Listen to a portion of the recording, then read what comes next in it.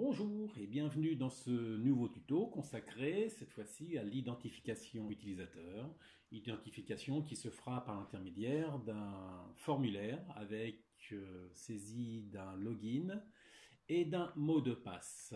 L'idée étant que par rapport à une liste d'utilisateurs qui est saisie à l'intérieur d'une feuille de calcul que j'ai nommée admin ici, on a la liste des logins possibles et les mots de passe correspondants. Et pour chaque utilisateur, les onglets auxquels il aura le droit d'accéder. Ici, l'utilisateur admin pourra accéder à tous les onglets tels qu'ils sont répertoriés dans la liste des feuilles de calcul.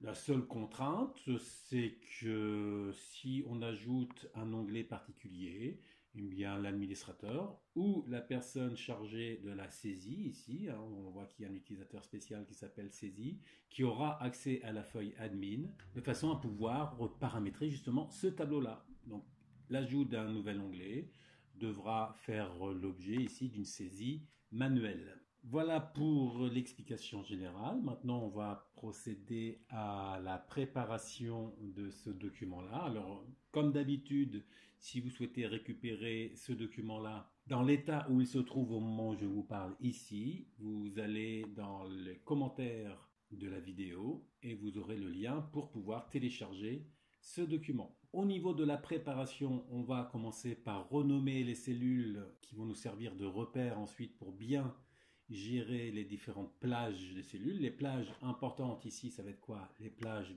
de la liste des utilisateurs, les plages des mots de passe, mais là on voit directement que ce sera décalé d'une colonne par rapport à la liste des utilisateurs, donc pas obligé de renommer ces plages-là, et la plage des noms d'onglets.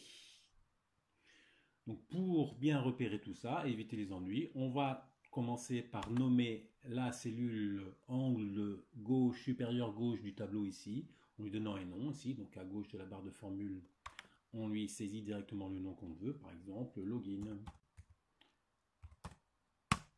Voilà, on n'oublie pas de valider, sinon le nom n'est pas créé. Et à partir de là, ce qui peut être intéressant, c'est de dire à chaque fois qu'on va faire une modification dans la feuille de calcul, par exemple si j'ajoute un utilisateur, que la plage nommée en dessous ici soit ajustée automatiquement. Donc on a déjà vu ça dans d'autres tutos, mais ici je vais le refaire devant vous. Donc pour ça, on va accéder au code privé de la feuille admin ici. Donc on va demander avec le bouton droit de la souris à visualiser le code. Et on voit qu'on est dans le code privé de la feuille admin ici. Et à la place de général dans la liste déroulante de la partie VBA, on va demander à Worksheets. Donc par défaut, il nous propose un événement sélection change. Et ce qui nous intéresse, c'est l'événement à chaque fois que je fais une modification, donc l'événement change. Alors je vais rapidement sur cette partie-là, parce que ce sont des choses qu'on a déjà vues dans d'autres tutos. Donc une tabulation pour bien faire l'indentation à l'intérieur de la structure fermée. Et on va simplement lui dire qu'il faut renommer les plages dès lors qu'on fait une modification dans la feuille du calcul. Alors comme c'est quelque chose qui se fait très rapidement, je ne m'amuse pas à savoir si la modification concerne la colonne A uniquement ou d'autres ou la ligne 3. Ici, on attaque directement ce titre qu'on va renommer directement les trois plages qui nous intéressent. Donc la première plage, donc une plage, on sait que ça va s'identifier par l'intermédiaire d'un objet range, entre parenthèses, et là il faut lui spécifier la première cellule de la plage. Alors si on veut renommer la liste des utilisateurs, il faut aller voir ce qui se passe en dessous de la cellule qui s'appelle login.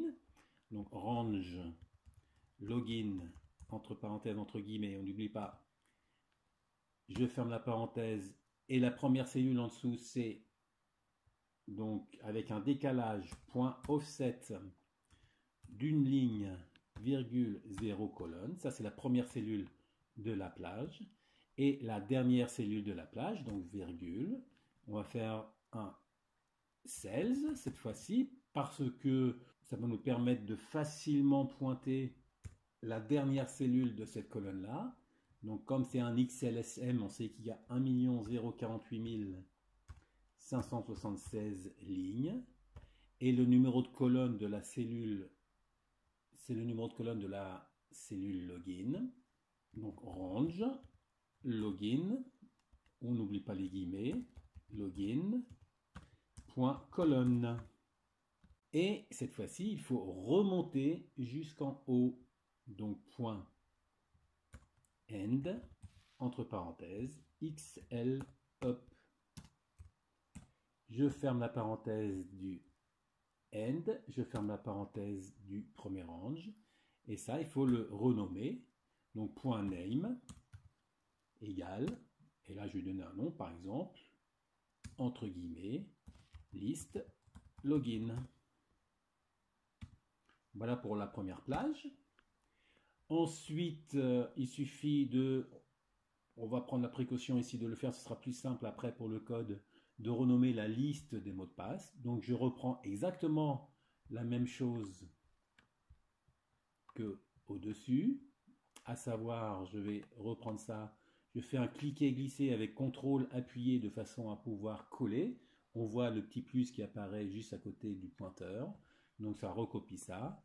Et on va se dire que par rapport à cette plage-là, il faut aller chercher sur la colonne d'à côté. Donc, juste avant le point name, on va faire un point offset, entre parenthèses, 0, colonne, virgule 1.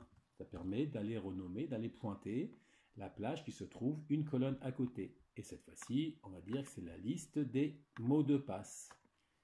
MDP par exemple.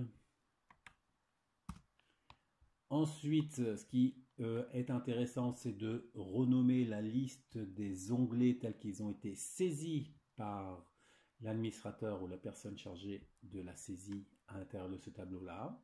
Donc cette fois-ci, on va refaire un range.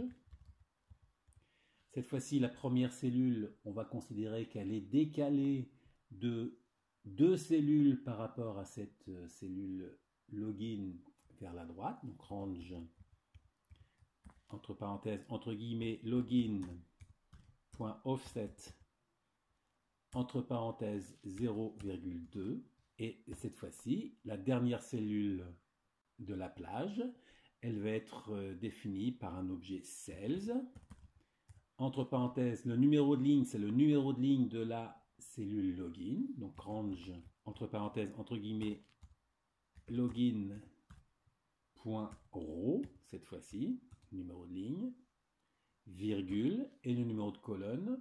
On va commencer par aller chercher la dernière colonne à droite de la feuille de calcul. Dans un XLSM, on sait en théorie qu'il y a 16 384 colonnes. Donc je ferme la parenthèse et cette fois-ci, il faut aller chercher .end, la dernière cellule qui se trouve vers la gauche par rapport à la cellule complètement à droite. .end, donc XL to left. Je ferme la parenthèse du left, je ferme la parenthèse du range et on lui donne un nom, .name égale, entre parenthèses, entre guillemets, liste, onglet. Je ferme les guillemets. Et c'en est terminé pour ça. Ce qui veut dire que dans la feuille de calcul, pour l'instant, ici, on n'a pas la liste des plages nommées, on a juste le login qui a été créé. Si je fais une modification quelconque quelque part, par exemple, là, je vais lui supprimer cet onglet-là, je vais juste l'effacer. Il a dû nous créer les différents noms. Liste login qui se trouve bien ici, liste des mots de passe qui se trouve bien là, et liste des onglets qui se trouve bien ici.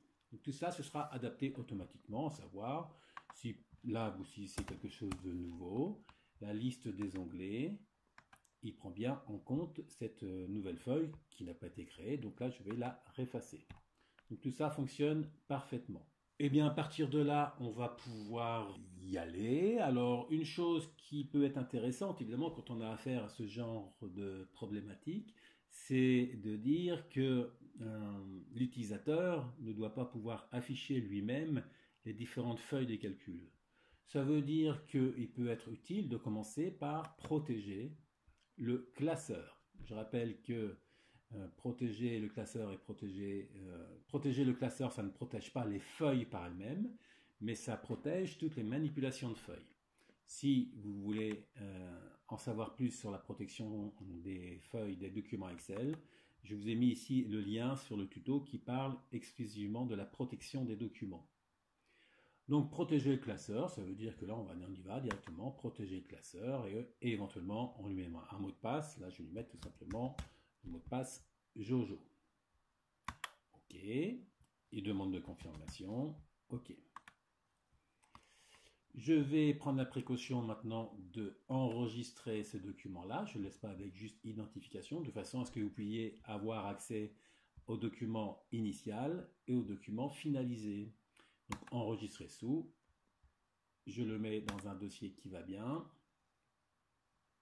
On pense à le mettre en classeur Excel prenant en charge les macros, sinon les macros qu'on va effectuer ne pourraient pas être prises en charge. Donc identification finale. OK. Et pour accéder donc au VBA, on va faire un petit Alt F11. On arrive à la partie VBA. Première chose que je vais faire, je vais dire lorsqu'on ouvre le classeur, ce serait intéressant que seule la feuille accueil, soit affichée. Donc ça veut dire que au niveau du code privé du classeur, ici, donc j'ai fait un double clic sur this workbook à l'intérieur de identification finale, on va demander à afficher le code pour le workbook et par défaut nous met l'événement open, ouverture, donc c'est bien ce que je veux. Donc on va pouvoir y aller directement. Une tabulation et cette fois-ci on va lui demander de parcourir toutes les feuilles de calcul. Ça veut dire qu'il faut faire une boucle. Dans la mesure où je risque d'avoir besoin de refaire ça à plusieurs endroits dans le code, au cas où, je vais commencer par créer un module dans lequel je vais pouvoir insérer une macro qui fera ça. Et je reviendrai ensuite dans cette procédure événementielle pour lui dire va exécuter la macro qui permet de masquer toutes les feuilles sauf la feuille accueil. Donc j'insère un module, je donne un nom au module, par exemple général sans l'accent, de préférence, et ici on va dire sub, donc une macro, masquer tout. Et on y va. J'ai besoin de faire une boucle, donc qui dit boucle qui passe en revue toutes les feuilles de calcul, dit obligatoirement déclaration d'une variable. Donc je vais la déclarer en haut, je vais la déclarer en public, au cas où j'en ai besoin de cette variable-là dans un autre module quelconque. Au sheet comme feuille de calcul, objet feuille de calcul, as worksheet. Et je vais pouvoir faire ma boucle. For each, au sheet, in sheets. Je pense à fermer la boucle tout de suite. Là, il faut faire un test pour vérifier que ce n'est pas la feuille accueil que l'on est en train de tester. If, et pour éviter les ennuis de minuscules et de majuscules, vous commencez à être habitué si vous avez suivi les autres tutos, on va transformer tout ça en minuscules. If vba.lcase de osheet.name est différent de entre guillemets, et cette fois-ci je tape accueil obligatoirement en minuscules, sinon il ne risque pas de trouver la correspondance, puisque là on a demandé à le transformer en minuscules. Donc comparaison minuscule, il faut obligatoirement qu'ici ce soit saisi en minuscules. Then, alors je ferme tout de suite le endif, et là on va lui dire au sheet.visible égale false. Et c'en est terminé de cela. Alors juste pour voir si ça fonctionne correctement, je me positionne à l'intérieur, je prends la précaution avant de faire le test de sauvegarder cette partie-là. Donc je rappelle que quand on sauvegarde du côté VBA ou du côté Excel, c'est exactement la même chose. On sauvegarde à la fois le classeur et le code. Et je fais un F5 pour exécuter ça. OK. Donc ça ne fonctionne pas.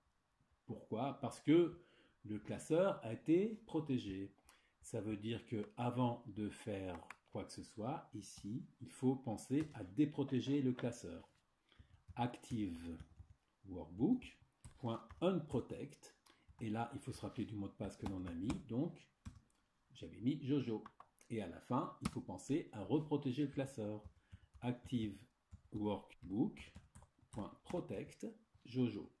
Alors là, c'est pareil, on est amené à peut-être une difficulté à futur. Ça veut dire que si on a l'intention de changer le mot de passe pour la protection du classeur, ça nous obligerait à retourner dans l'ensemble du code pour tout le projet et voir à quel moment on a utilisé ce mot de passe. Donc ce qui peut être intéressant, c'est de définir le mot de passe une fois pour toutes dans une constante publique const smdp égale, entre parenthèses, entre guillemets, Jojo.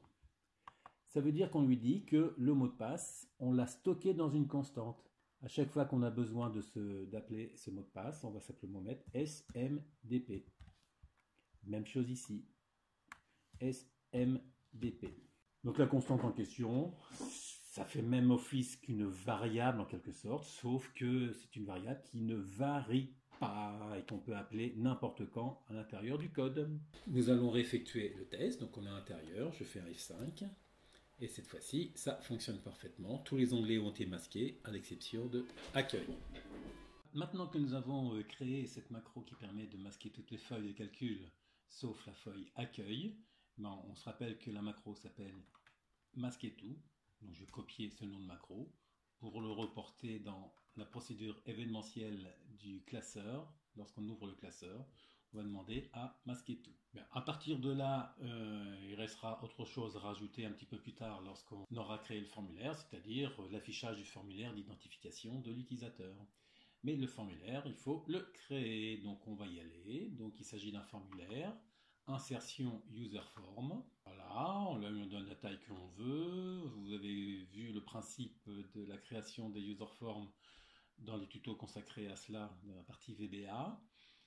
Donc on va changer le name, genre UF comme user form, ident comme identification, et on va changer le caption. Le caption, je rappelle que c'est ce qui apparaît dans la barre de titre là-haut. Donc identification dans utilisateur. Voilà, à partir de là, vous pouvez rajouter des labels si vous voulez être un peu plus précis sur ce qu'il y a à faire.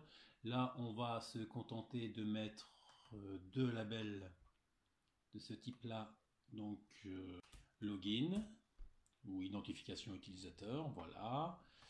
Et on va en dessous, donc même principe que tout à l'heure, hein, j'attrape avec la souris sur le bord de la zone de texte ici, et avec le bouton CTRL appuyé, je fais un cliquer-glisser de façon à faire un copier-coller. Voilà, puis là on va mettre mot de passe. Alors pour le login, on pourrait envisager de créer une zone de liste déroulante, ou plus exactement zone de liste modifiable.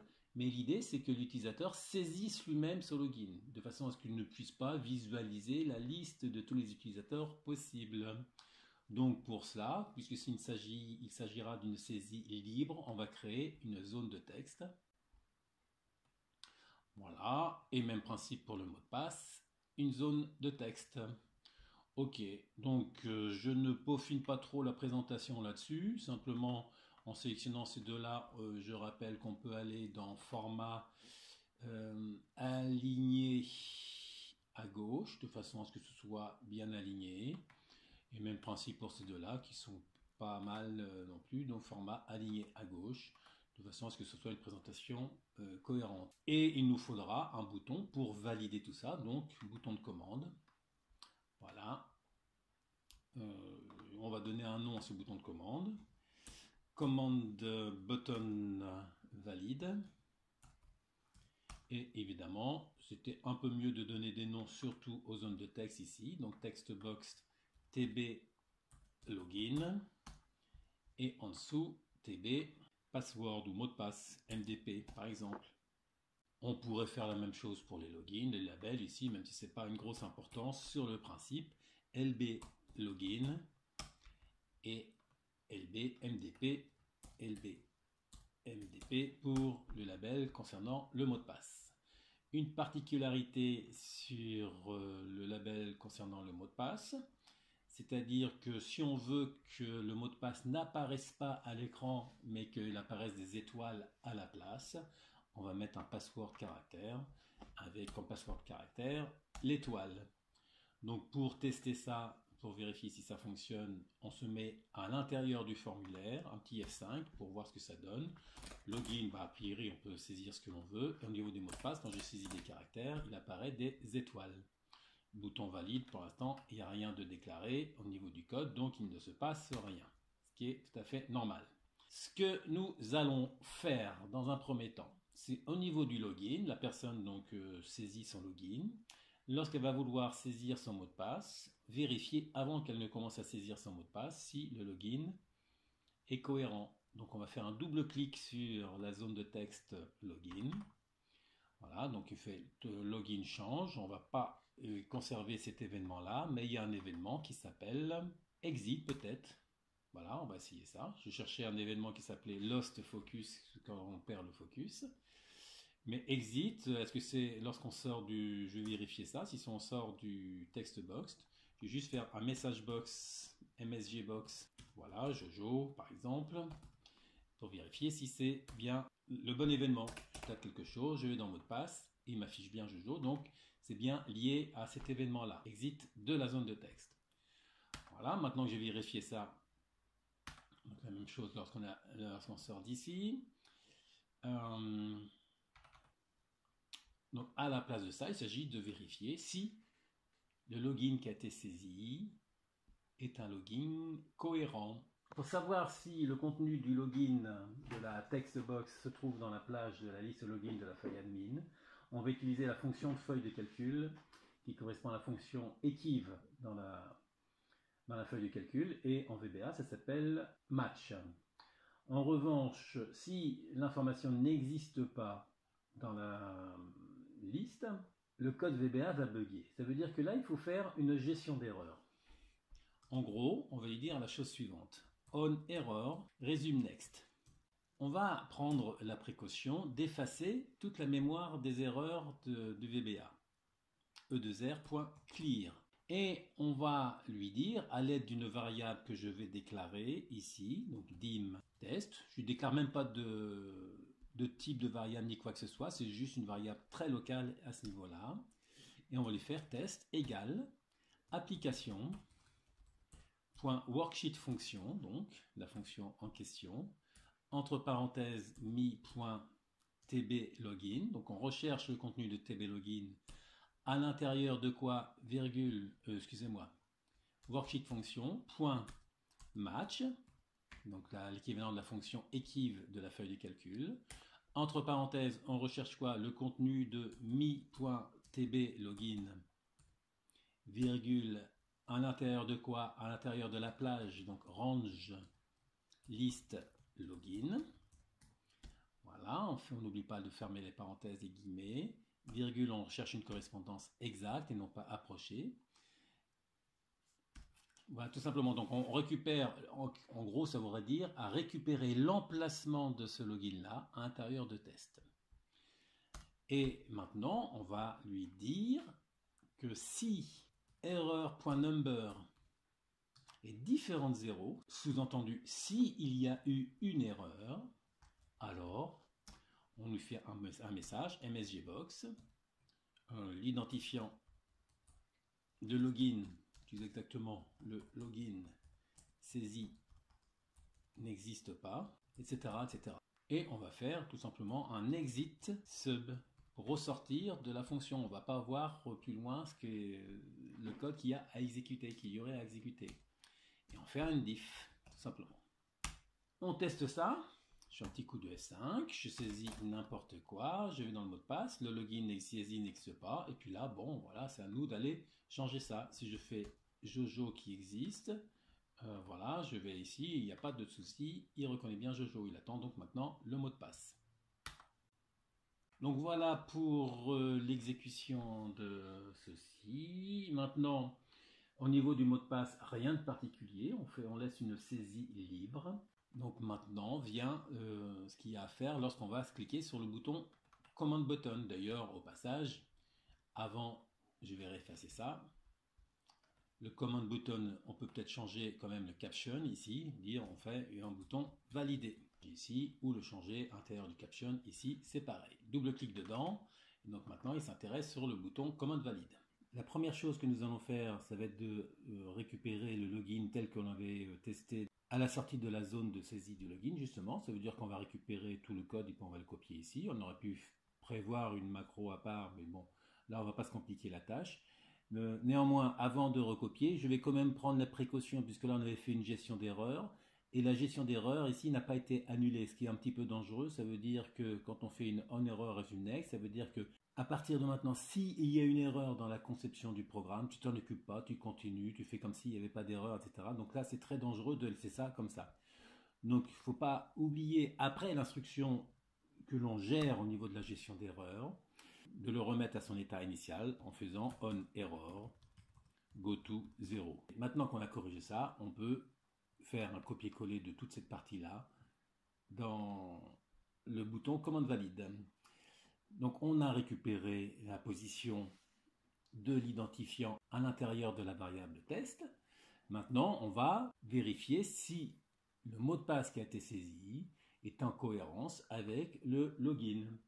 Pour ça, on va aller fouiller dans le tableau de la feuille admin et comparer le mot de passe qui se trouve dans le tableau avec le mot de passe qui a été saisi dans la zone mot de passe. On y va directement avec un test. If mi.tb.ndp, donc le mot de passe qui a été saisi dans le formulaire, et cette fois-ci je le récupère tel qu'il a été saisi et non pas en le transformant en minuscule, car le mot de passe fait la différence entre les minuscules et les majuscules. Donc si ça c'est différent de ce qui se trouve dans la feuille de calcul, donc il faut effectuer une fonction de recherche.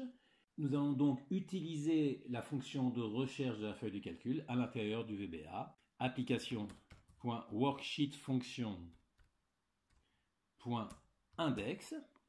C'est la fonction que je suis habitué à utiliser pour faire des recherches, que ce soit sur la feuille de calcul ou en VBA.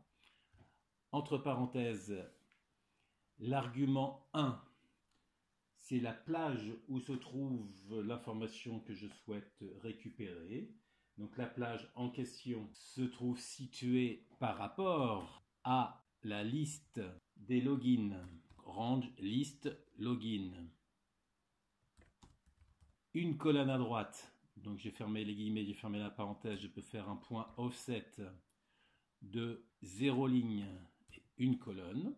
En deuxième argument, il faut lui dire à quelle position à l'intérieur de cette liste se trouve le mot de passe que je souhaite récupérer pour le tester avec ce qui a été saisi. Mais la position, c'est ce que nous avons récupéré ici dans la variable test à l'aide de la fonction match. Donc ici en argument 2, je mets test. Et le troisième argument, c'est pour lui dire dans quelle colonne de la plage en question se trouve l'information que je souhaite récupérer. Et là, comme il n'y a qu'une seule colonne, on n'a pas le choix, c'est obligatoirement 1. Voilà, donc si le mot de passe qui a été saisi est différent de ce qui a été mis en mémoire dans la feuille de calcul, alors, zen, je ferme mon endif, un petit message box, MSG box, le mot de passe n'est pas conforme. Voilà, et après, si vous voulez rajouter des trucs, etc., à vous de voir ce que vous voulez mettre comme message. Et on fait tout simplement un exit sub. Exit sub. Ça signifie tout ça que si on se retrouve en dessous du endif, c'est que le login est cohérent, le mot de passe est cohérent, ça veut dire qu'on peut effectuer les actions de masquer les onglets ou d'afficher les onglets qui correspondent à l'utilisateur tel que défini toujours dans la feuille admin. Pour cela, on va refaire une boucle, on va boucler sur l'ensemble des feuilles des calculs à l'aide de la variable telle qu'elle a été définie dans l'onglet général en public. Donc public au sheet ici, la variable est valable également dans le formulaire d'identification. Donc on y va, for each, au sheet, in, worksheet. Je ferme tout de suite ma structure avec le next. Et on va d'abord prendre la précaution de lui dire qu'il ne faut pas tester la feuille accueil. Donc if vba.lk, cette fois-ci, je prends la précaution de le mettre en minuscule au cas où on aurait oublié de mettre le A majuscule au niveau du nom de l'onglet. De osheet.name, si ça c'est différent de entre guillemets accueil en minuscule obligatoirement, alors je prends la précaution de fermer tout de suite ma structure de test, ndif, et l'idée à un moment donné, ça va être de récupérer la position relative de la feuille de calcul, du nom de la feuille de calcul. À l'intérieur, vous vous rappelez de la liste des feuilles de calcul du tableau qui est dans la feuille admin. Ça veut dire qu'on va utiliser la fonction index à ce niveau-là. Et si, pour une raison ou pour une autre, la feuille de calcul répertoriée dans la liste des feuilles du document n'a pas été prise en compte dans la feuille admin, il y a un risque de bug à ce niveau-là. Ça veut dire qu'on va effectuer une gestion d'erreur. On error resume next. On lui fait un r.clear pour effacer les éventuelles erreurs qui auraient été préalablement reconnues. Pour afficher une feuille de calcul ou la masquer, il faut que le classeur soit déprotégé. Donc on va déprotéger le classeur. Active workbook.unprotect et ça doit se faire avec le mot de passe smdp qui a été stocké dans la constante à l'intérieur du module général. Et il faut aller tester si dans le tableau, il y a une croix dans la position relative face à l'utilisateur par rapport à la colonne de la feuille en question. Donc là, il faut faire un test. If, même chose, on va prendre la précaution de transformer en minuscule le test de la croix tel qu'il se trouve dans le tableau au cas où il y en a qui se mettraient des croix en majuscule. Donc vba.lcase de... là, il faut les récupérer, on va savoir s'il y a une croix, justement. Donc, c'est là que va intervenir la fonction index, application.worksheetfunction.index. Entre parenthèses, là, je vais poursuivre la construction de mon instruction sur la ligne d'après. Ça veut dire que je vais faire un espace tiré bas à la ligne et je poursuis mon instruction. Il faut aller rechercher dans une certaine colonne qui sera décalée de la liste des logins. Donc ça veut dire que on se base sur range list login qui se trouve dans la feuille admin. Il faut faire un décalage .offset de 0 ligne, virgule, et le nombre de colonnes correspond à la position relative du nom de l'onglet à l'intérieur de la liste des onglets. La position relative va se faire à l'aide d'une fonction match. Application.worksheetfunction.match. Match de quoi? Du nom de l'onglet par lui-même, osheet.name, virgule, dans la liste des onglets. Donc, le même principe que tout à l'heure, je vais faire un espace tiré bas à la ligne pour poursuivre la saisie de mon instruction sur la ligne d'après. La liste des onglets dans la feuille name se trouve, dans la feuille admin se trouve dans le range liste onglet que j'avais mis sans S. Avec les guillemets, c'est mieux. Et troisième argument, 0, pour dire qu'on cherche une correspondance exacte. Sauf qu'entre les deux, entre la liste des logins et le premier onglet en question, il y a la colonne des mots de passe. Ça veut dire qu'il faut penser à lui faire +1 au niveau du décalage. Je ferme la parenthèse. Donc là, on se retrouve dans la fonction index, virgule. Le deuxième argument, c'est lui demander dans quelle ligne de à l'intérieur de cette liste de croix de l'onglet se trouve l'utilisateur en question. L'utilisateur en question se trouve en position test. Donc là, c'est directement test qu'il faut mettre, parce que le premier utilisateur se trouve en position 1 par rapport à la liste des logins. Virgule, troisième argument de la fonction index, c'est pour lui dire dans quelle colonne à l'intérieur de ce que l'on a pointé en premier argument se trouve l'information récupérée. Comme il n'y a qu'une colonne, c'est obligatoirement la première colonne. Donc, je ferme la parenthèse de l'index, je ferme la parenthèse du L-case, on me dit ici que ça est égal à un X en minuscule. Alors, je vais sauter une ligne pour une meilleure visibilité. À ce moment-là, il faut rendre la feuille visible au sheet.visible égale true. Et je vais lui faire tranquillement un else. Donc là, je fais une solution facile au niveau de la structure du code. Else au sheet.visible égale false. Avec un endif, ou comme on avait fait le onError is next avant le if ici, je vais faire directement non,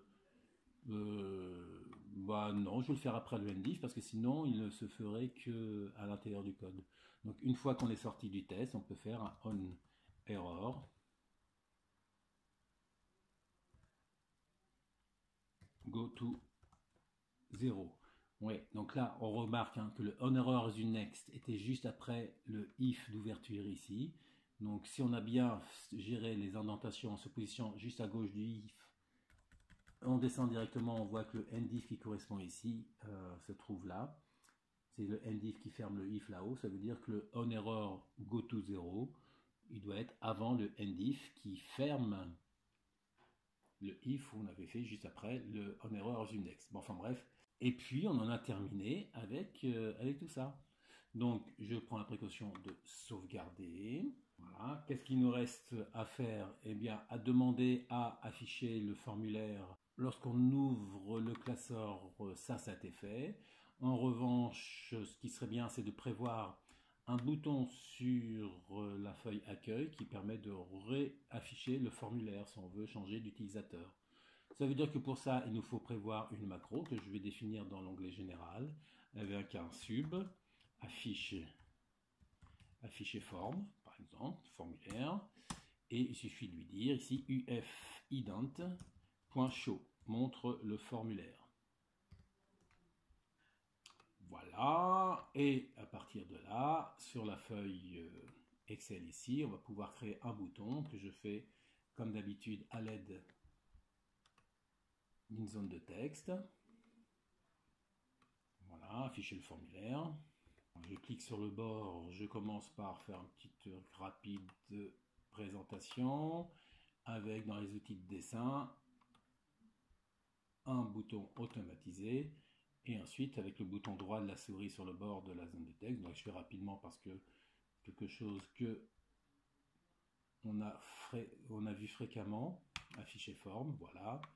Une sauvegarde avant de tester ça et puis on fait quelques tests. Donc Jojo, mot de passe Gaga si je me rappelle bien, je valide ça et Jojo a accès à sa feuille Jojo admin avec le mot de passe, je sais plus, admin peut-être. Voilà, il affiche toutes les feuilles. Il y avait saisie par exemple pour la personne chargée de la saisie avec le mot de passe admin sans le A majuscule. Validé, il a accès qu'à la feuille admin, etc. Donc là, après, il suffit de fermer le formulaire et la personne fait ce qu'elle a à faire.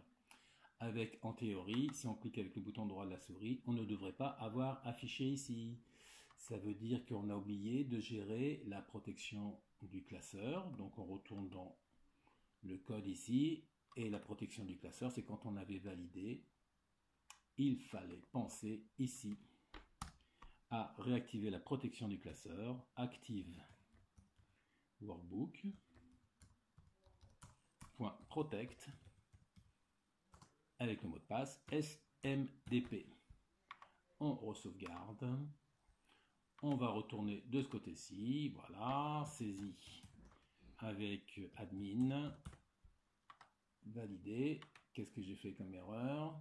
Avant de poursuivre, tout de même un petit détail sur lequel j'ai commis une erreur. C'est-à-dire que le onError go to 0, il ne faut pas le faire avant d'avoir testé la gestion d'erreur. Ça veut dire que le onError go to 0 ici qu'on a dans le tb login exit, on doit le faire d'une part avant le exit sub ici pour le restituer à ce niveau-là et également donc à la fin. On a ça à ce niveau-là. On a également le même principe là-haut, c'est-à-dire que là on fait le onError resume next, sauf que le onError go to 0 on l'a ici, mais il convient de le mettre également avant le exit sub. Donc voilà, bon, c'est la difficulté de gérer les erreurs potentielles à l'aide de cette procédure-là, c'est qu'au niveau de la restitution de l'état initial ou standard de VBA, il faut être très rigoureux, sous peine de voir des anomalies qui ne seraient pas détectées ou alors des tests qui ne seraient pas pris en compte. Donc à partir de là, on va pouvoir effectuer notre test. Donc je retourne sur la feuille des calculs. Avant de tester, je refais une sauvegarde. Voilà, je refais une saisie un petit peu normale comme ça. Le login saisie n'existe pas, d'accord. Donc je vais remettre quelque chose de normal. Saisie avec le mot de passe admin, je valide. Et il met bien juste admin ici. Si je remets admin en utilisateur avec le mot de passe qui va bien, je valide. Il affiche bien tous les onglets. Bon, tout ça, ça semble fonctionner correctement. Utile 2, je ne me souviens plus du mot de passe. Allons-y pour utile 2, pareil. Valider. Voilà, il fait la feuille 2 avec Jojo, etc., etc. Donc tout cela semble fonctionner correctement. À partir de là, qu'est-ce qu'il conviendrait de faire par rapport à vous? Eh bien, voir les actions qu'il y aurait à mener selon les utilisateurs ou selon ce que vous avez à faire. Si le mot de passe est cohérent, qu'est-ce qu'on fait pour l'utilisateur en question? Donc là, avec tout un tas de tests potentiels. Eh bien, j'espère que vous trouverez de quoi utiliser efficacement ce tuto. Bonne journée ou bonne soirée. À ciao!